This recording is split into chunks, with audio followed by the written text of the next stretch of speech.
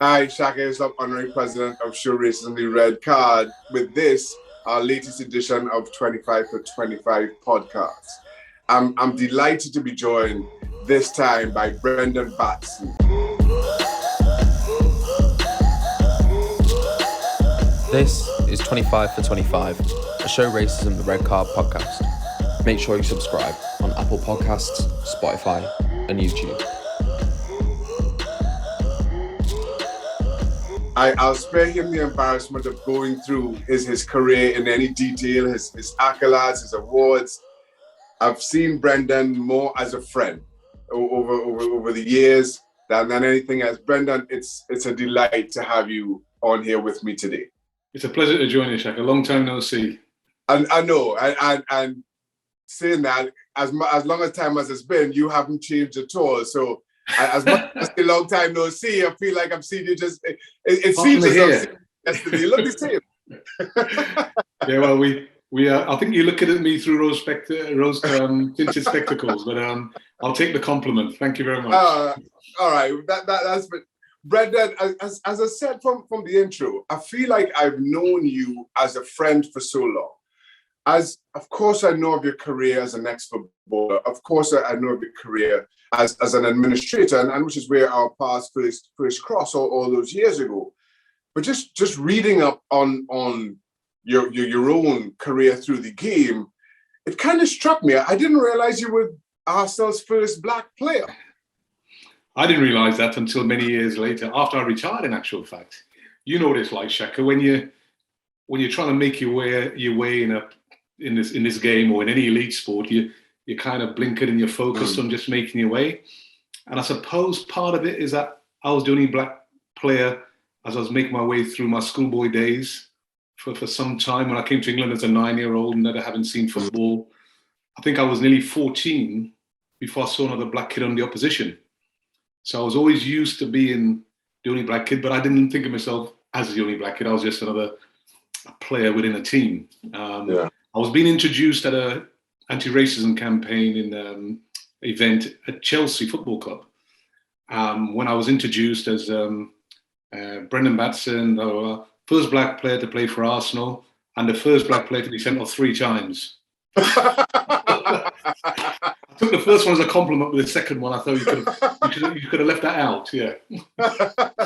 It's interesting. I spoke to Paul Carnival earlier this year. Paul, Chelsea's first black player, and you see the diversity in the game today, and it just to say that we're speaking to these clubs' first black players, just it kind of put things in perspective. Maybe how far we've come. I'm not going to age either you or Paul, but it speaks to how far the game has progressed. But at the same time, and I think this year in particular has reminded us of how much further the game still has to go. We get to that. But talk me through some of your own experiences as a young player. As you say, you probably didn't realize you were the first black player for Arsenal, but I'm sure the fans reminded you of your ethnicity week in, week out. Oh yes, without a doubt. I think the thing is, Shaka, when I've done these interviews in the past, you do reflect. When I first came to England, I was born in Grenada, but my family are Trinidadians. I spent the last 3 years in Trinidad before I came to England. Trinidad's one of the most cosmopolitan countries in the world. In my family, I've got mixtures. We've got Caribbean, we've got Indian, extended family, got Chinese. So my first experience of racism was when I came to England. And then as a schoolboy going up playing football, I was getting it from people around me. I was getting in the street, on the underground. So you kind of grew up with it. You dealt with it in your own way. What changed when you went into the professional ranks was the volume. It was having a banker, a wall of supporters that you could make out. I played it in the 3rd and 4th division with Cambridge United. I could almost pick people out then. Yeah. When I moved to West Brom, all it was a wall of sound, basically. And it wasn't pleasant, but I think it's a great credit to players of my era. We're all accident of birth, so somebody's got to be the first. But I think it's great credit to players of my era that in spite of all that was going on. And don't forget the time in the 70s, 80s, a lot of hooliganism as well around the game, which deterred black supporters, if there was going to be any black supporters, that these players kept on coming in ever increasing numbers to now, as we see today. So yes, the progress has been terrific. It's always been on merit, but we know we've still got a long way to go. And what was support or lack of from the dressing rooms back then? Oh, there's no problem. Within the dressing room was fantastic. I mean, I grew up at Arsenal. I think I was very fortunate. That's one of the top clubs. But for me personally, the manager was a different type of manager in Bertie Mee, who was a former physiotherapist who became the manager of the football club and did so very, very successfully. He won the double, second club to win the double after Tottenham in '62. But amongst teammates, I think it's like being in the arts as well. You know, if you're in sport or the arts, if you got talent, that's a commodity that people want. You know, so they can exploit that talent. And as long as you are within a team environment, if your teammates can trust you, you know, if they pass you the ball, can you look after it? Will you get it back to us? I think it's sport has always had that ability to connect people and to be inclusive. We had isolated incidents of opponents with a name calling. I mean, I got sent off 3 times for reacting to that until I learned the lesson. The only one that was suffering was me. I was missing games. But amongst my teammates, it was fantastic. And I think football is very kind to me. I've got an elder brother, 4 years older than me.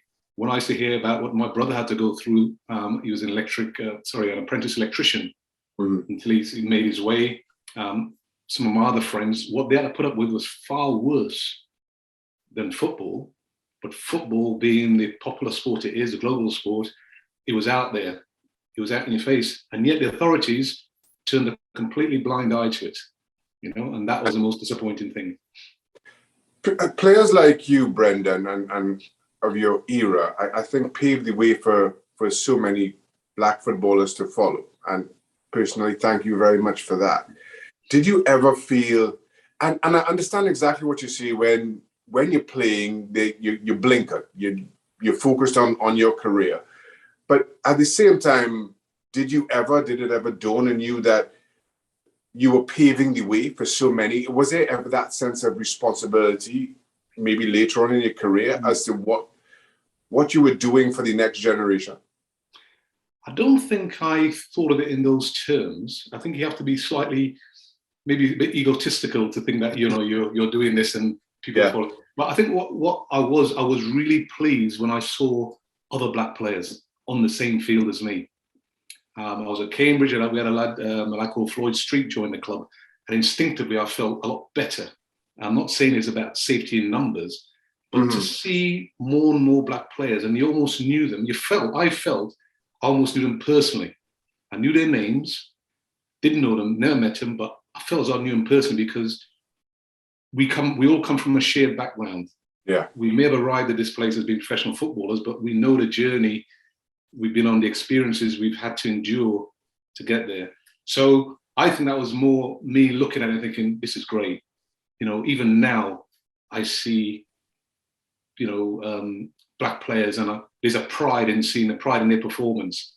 A lot of sympathy, what we saw in the Euros with those, you know, people like Rashford and Shaka, and that, you know, you almost knew it was coming, but so pleased to see the way they've come through it, you know, and they've risen above it.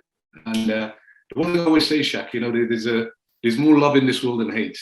And, you know, it has helped enormously to see people get around these players currently who are experiencing those difficulties that you and I experience as players. So there's always been that love for players. It doesn't matter what shade, what color. And it's great to see that the success that they're having nowadays. Yeah. And you talk about starting at Arsenal, playing for Ryan at Cambridge, who then took it to West Brom, where you were one of the 3 degrees. I mean, that is a story that still resonates today. That trio at West Brom and what you brought to the game at the time. What was that experience like? Because this was novel. This was new. This was 3 black players being lauded by their manager, by their club, and again, I'm on the outside looking in. seemed almost foreign to the game back then and so impactful to the game still today. What was that experience like? How did that differ from what you experienced at Cambridge and maybe at Arsenal? I tell you what, I've done a lot of interviews over the last, probably last 12, 18 months and reflect on things like that. And it's interesting that you asked that question because I was only asked that question earlier today. I think walking into that dressing room was more comforting because I saw Laurie and Cyril. It felt a little bit more welcoming because I was a new player. I'd come from the lower divisions. I was a captain of Cambridge, Ron Marcus made me captain of the team. I was his first signing, so I knew there might be a little bit of suspicion around me. But walking in that dressing room, there was a comfort from seeing Laurie and Cyril. I mean, Cyril was very upbeat. Laurie was quite a shy individual. But I think I was very lucky as well. That was a team about to blossom. It was a good mixture of youth and experience. Give an example of Brian Robson. I mean, I didn't know who he was. I walked by him. He's very quiet, very kind of shy, I thought at the time. And another young player called Derek Staden. Fantastic fullback. But that team was about to blossom. And I think I was fortunate joining that team. Once I'd established myself, there's a big spotlight on the three of us for the reasons that you've mentioned. But part of that spotlight was as a result of the team. We were playing really good football, really exciting football. And the press were full of it. You know, it was quite annoying at times to see these headlines of Black Flash, Black Pearl, and all that sort of rubbish, you know. All we wanted to see was decent players. That's it. But it was great. It was good. I mean, probably for that one season, I only played with Laurie for 15 months before he went to Real Madrid.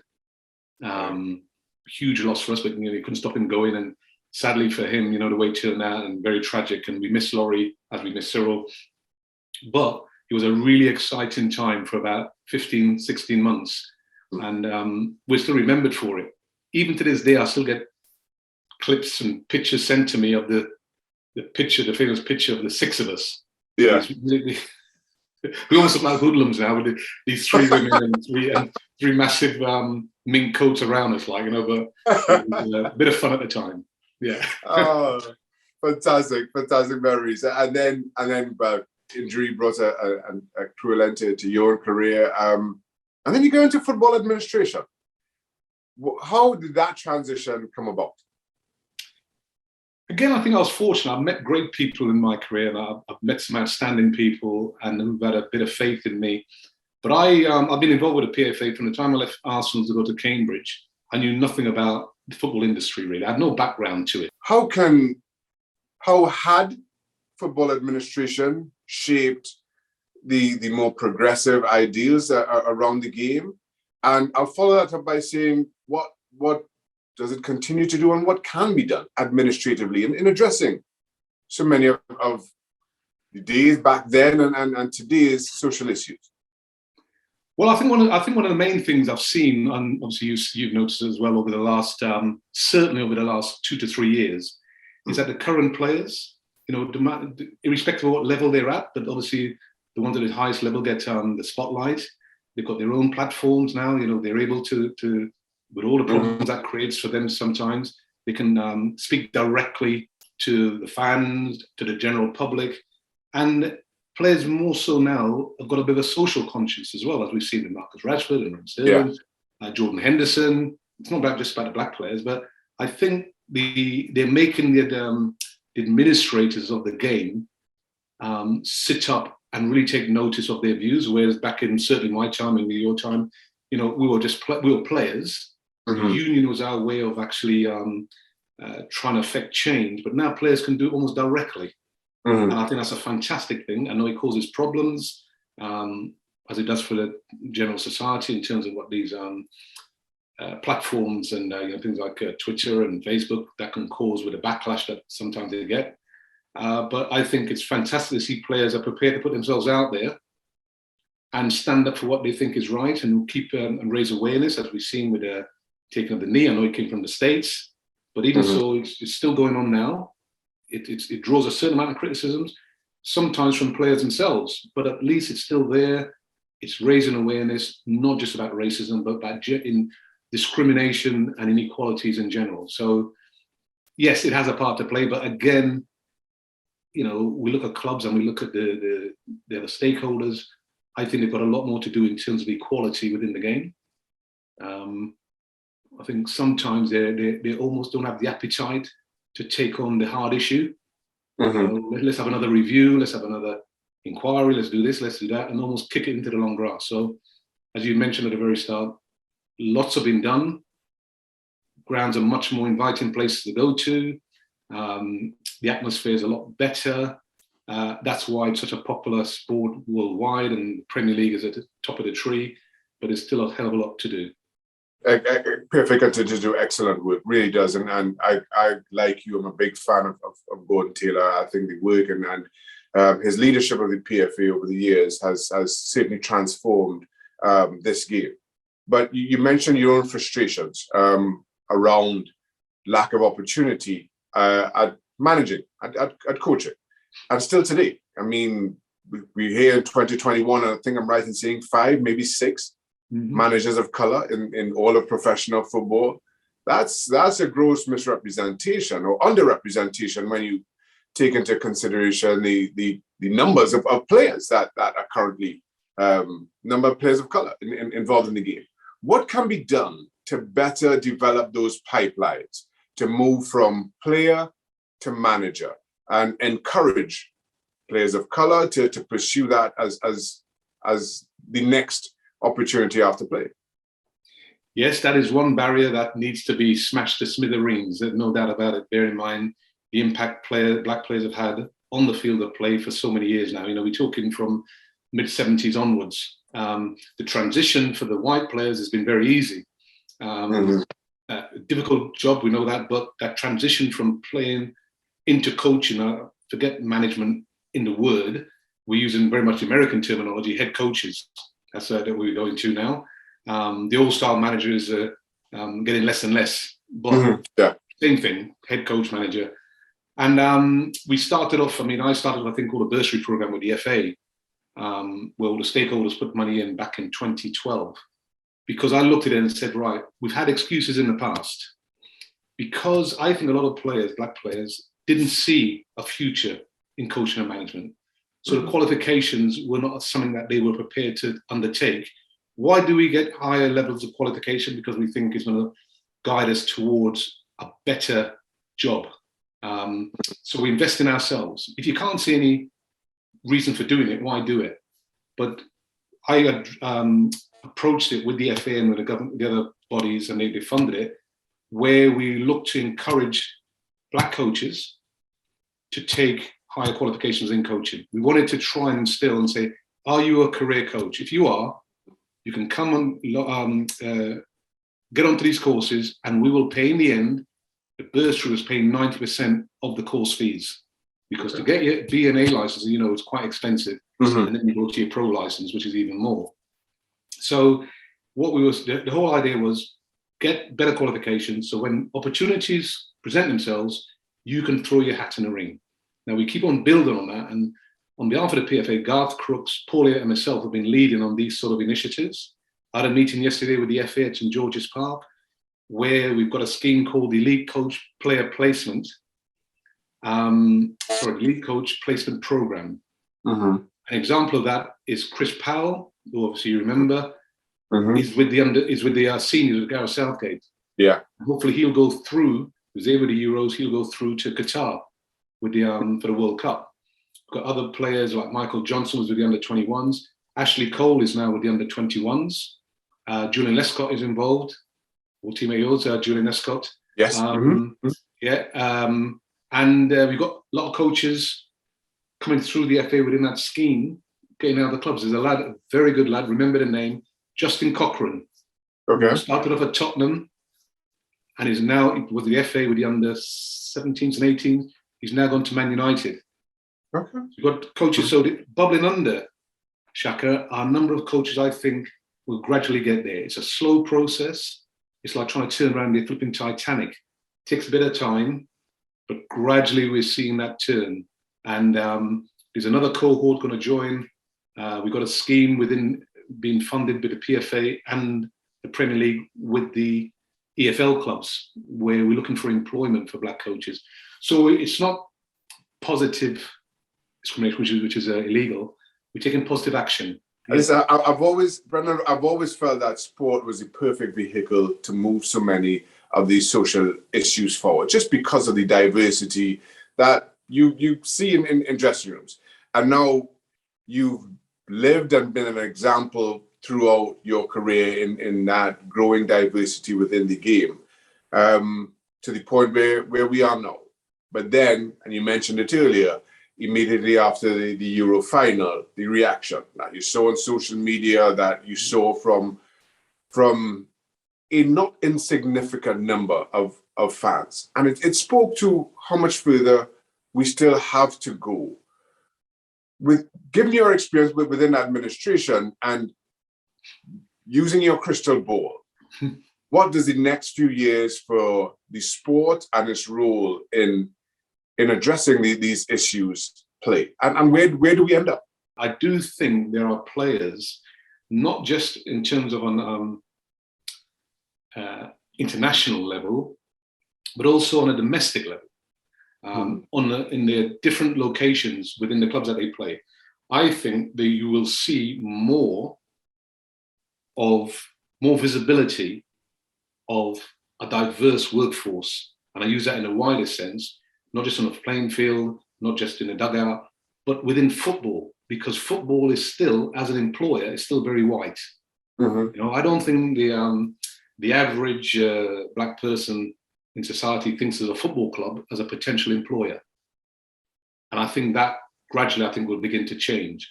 Let me interject. What can be done to address that? Because there are systems in place or programs in place to develop black coaching and have better representation on the sidelines. But still, when you look at upper management and the boardroom level, that's a tougher ask. How can we get better diversity, better representation at those levels? Well, I think that's one of the issues a board has to take into account. When you look at it, you need deep pockets to a football club at the highest level. I think a board has got to be much more open-minded. Now these big clubs have got quite decent-sized HR departments. Recruitment is not just about, you've been a decent player and you know that. You know, there's a proper recruitment process, which up to a point you can say can exclude a diverse appointment. But I do think the current crop of players now, black players now, at whatever level, I think they're looking much more thinking, I've got a good opportunity to go into coaching, stroke management within the game. So I do think they have a different mentality. I certainly, when I tried to get into coaching at a club and I had one interview, I don't think I really believed in my heart of hearts that I was going to be given the opportunity. I think there's a different mentality now. You can put all the systems in place, but until the person at the very top says, this is what we're going to do, I don't think you'll get a change. But I do think there'll be a different ownership, and I think there'll be more pressure from supporters as well, because of the awareness that's being raised. So people will start asking the questions more and more. Why is this still an issue? Why are we still talking about this lack of representation when we can see it every Saturday, Wednesday, Tuesday, Monday night, whatever it is on the pitch? We're not seeing being transferred. You know, I look at someone like Nuno Espirito, who went from Portuguese, but he's black. He has a bad experience at Tottenham. I'm waiting to see whether or not he comes back in again at a high level. I'm not saying that he won't, but it'd be interesting to see how long it may take or where he'll go, his next move will be. And personally, I don't think colour's got anything to do with it. But I know some others look at it and go, you know, he didn't do that because of big club, can't do it. I'm not sure I've answered that question properly, Shaq, because I just don't know. But I think the current crop, if you're looking at the black players now, I think they're much more impatient than I was at a similar sort of juncture, because it was just about playing.